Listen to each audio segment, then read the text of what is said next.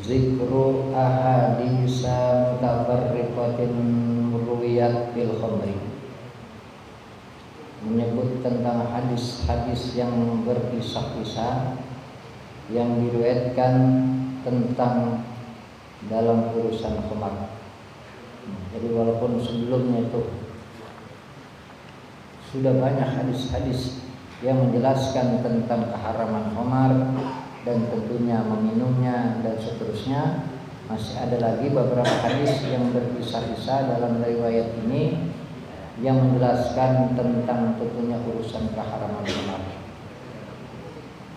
Min zalika ma zakarahu Abu Nu'aimin fil Hilyati al-Awliya.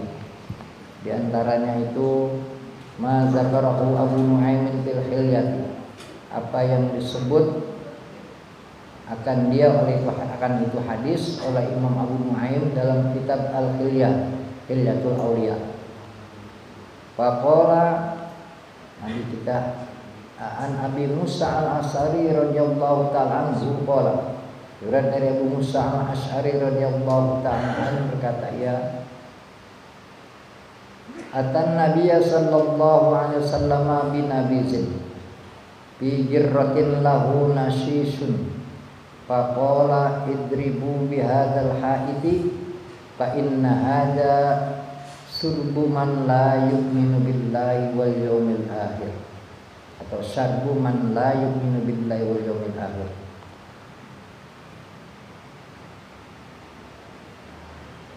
Riwayatkan Abu Musa al-Asy'ari radhiyallahu ta'ala anhu berkata, ia mendatangi Nabi kita Muhammad sallallahu alaihi wasallam binabizin, dengan perasan anggur fi jarrotin atau fi jirrotin, pada satu wadah, satu bejana, lahu nashisun, baginya itu kita tak ada suara seperti kita suara bergemuruhnya air. Jadi ini air baru kita kata mendidih, perasan anggur, dia datang membawa itu kepada Nabi kita Muhammad sallallahu alaihi wasallam. Jadi ada suara kita kata air yang sedang bergolak tuh, baru mendidih nih, ceritanya ini dimasak. Faqala, lalu Nabi kita katakan, idribu bihadzal haiti, hancurkanlah, pukulkanlah dengan ini tali pecut. Hait ini semacam kita kata tali pecut yang biasa tuh dibuat kita kata gebuk unta atau kuda. Fa inna hadza sarbuman la yu'minu billahi wal yawmil akhir. Karena sesungguhnya ini perasaan Nabi tadi yang masih panas dan airnya masih ada suara kita kata bergolak, itu adalah minuman orang yang tidak beriman kepada Allah dan juga dengan hari akhir. Jadi dari keterangan hadis ini bahwa apa yang itu Nabi perintahkan tadi supaya itu dibinasakan, artinya itu dibuang. Karena ini minuman-minuman bukan buat orang yang beriman kepada Allah dan Rasulnya dan juga kepada akhir. Meskipun mungkin nilainya mahal, nilainya berharga, namun Nabi suruh tuh hancurin berikut tempatnya. Karena ini minuman-minuman yang tentunya bukan untuk orang beriman kepada Allah dan Rasulnya. Bukan artinya itu orang yang gak beriman boleh, tapi kalau dia masih beriman, percaya kepada Allah dan Rasulnya, dan bahwa nanti itu ada siksanya, maka hendaklah dia jauhkan minuman ini, yaitu minuman kita kata khamar tersebut. Nah ini tentunya ya dari keterangan hadis ini bahwa minuman-minuman itu dan sejenisnya adalah bukan untuk kita buat orang-orang yang beriman. Nah mudah-mudahan ya kita deketin aja, jangan sampai lagi yang namanya kita kata pakai jajalin. Nah ini Nabi sampai perintah hancurkan, pukul berikut tempat-tempatnya. Ini kita kata ini khamar, karena ini bukan minuman buat orang yang beriman.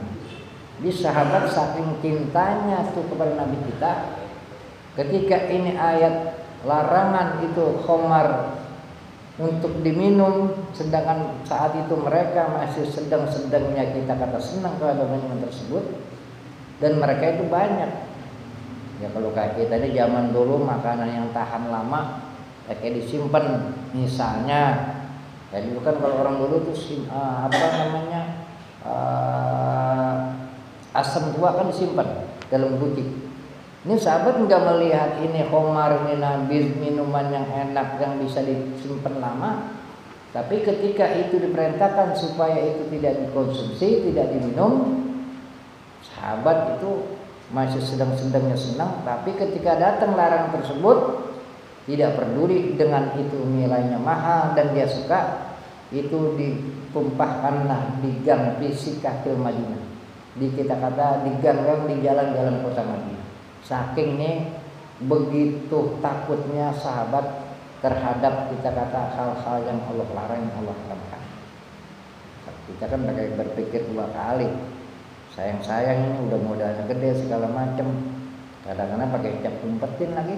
Nah, ini yang kadang-kadang kita masih tergiur dengan apa yang sudah kita keluarkan. Padahal ketika itu larangan datang dan memang itu keras, sahabat enggak itu mikir namanya mungkin begitu banyak biaya yang dikeluarkan dan memang mereka masih suka tentang hal tersebut. Itu sepanjang kota Madinah itu banyak ditumpahkan kita kata apa namanya khamar-khamar yang mereka itu tentunya sangat menyukai tersebut. Tapi ketika itu larangan, dia lebih memilih apa yang Rasul perintahkan, itu Allah perintahkan untuk kita kata khamar dijauhkan. Nah, ini iman sahabat begitu kuatnya sehingga ketika turun ayat kita kata tentang larangan ini, mereka tidak peduli dengan apa yang sudah diberikan dan dengan apa yang tentunya masih ada pada mereka. Jadi takutnya begini, kalau nggak ditumpahin nanti ya bibit-bibitnya ada lah gitu ya untuk bisa kita kata dia apa dibuat. Nah, sehingga seluruhnya itu ditumpahkan di jalan-jalan kota Madinah, sehingga pada saat itu jalan-jalan di sekitar Madinah itu penuh kita kata dengan tumpahan-tumpahan khamar. Dia nggak melihat kepada sayang dan sebagainya. Kalau itu Allah udah larang, udah semuanya nggak ada kebaikan pada tersebut. Karena setiap apa yang Allah perintahkan dan Allah larang kepada kita, itu semuanya manfaatnya buat kita semua. Nggak ada buat kita kata orang lain, tapi kitanya manusia yang begitu Allah sayang kepada kita, baik itu bentuk perintah maupun bentuk-bentuk lainnya.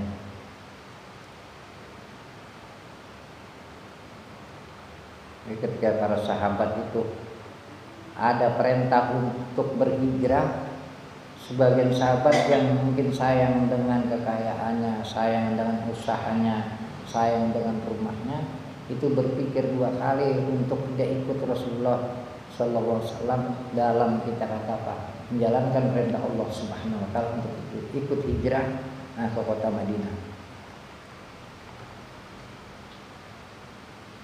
Wa qala Rasulullah Sallallahu Alaihi Wasallam, man kana fi sadrihi ayatun min kitabillahi ta'ala wa subba 'alaiha al-khamru yaji'u yaumal qiyamati kullu harfin min tilkal ayati fal ya'khuz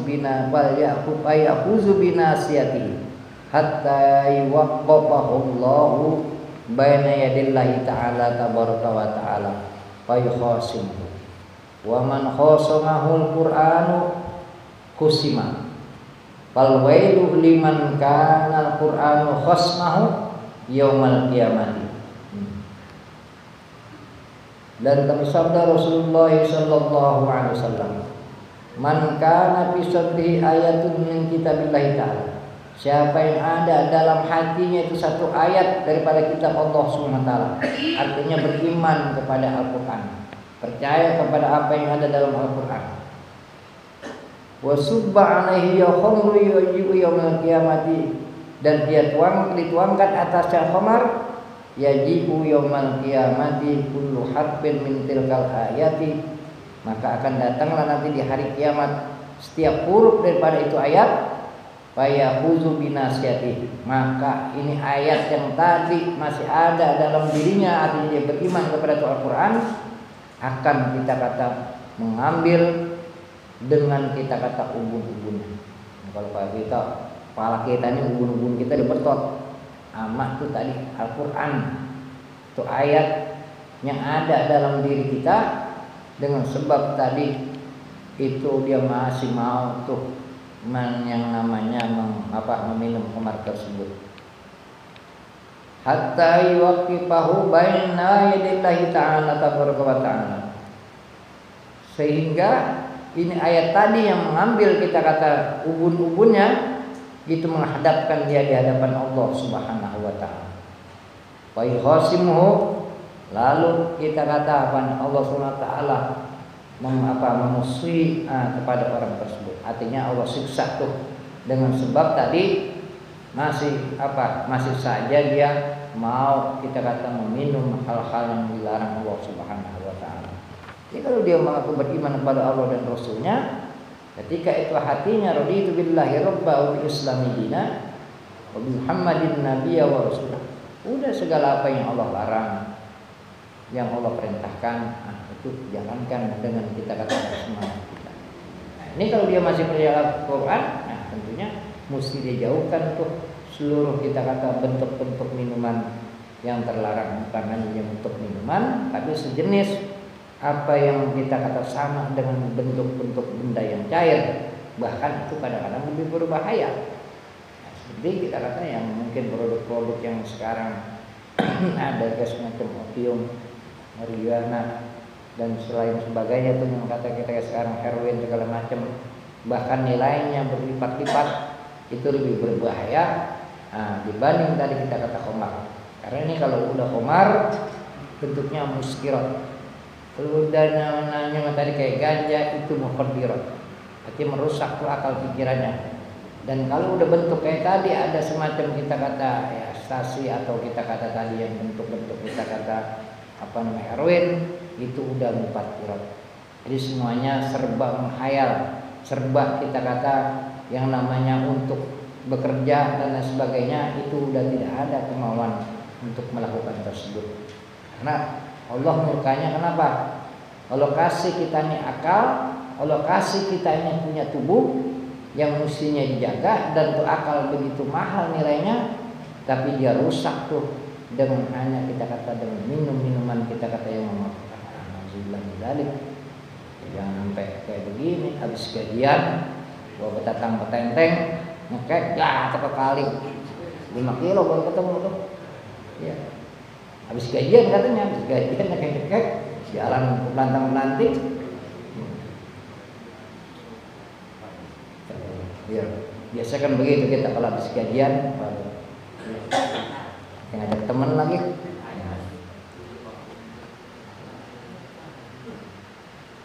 Wa man khasamahu Qur'anu khusima, dan siapa yang dimusuhi oleh Al-Qur'an maka dia akan dimusuhi.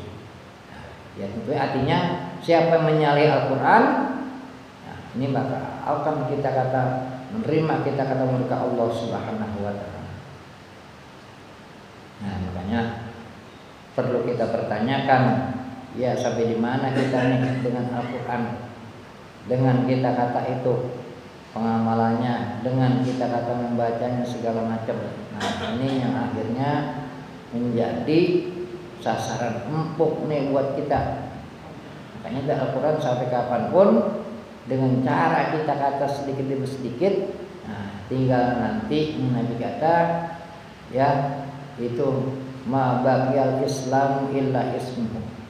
Islam cuma namanya doang, ya, tapi nggak ada dalam hatinya.